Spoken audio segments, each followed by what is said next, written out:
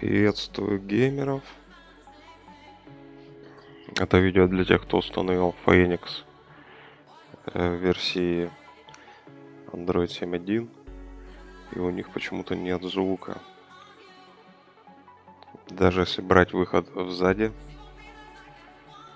компьютера со звуковой карты с зеленой фишки, ни в какую нет звука. Так, я боролся с этой задачей, с этой проблемой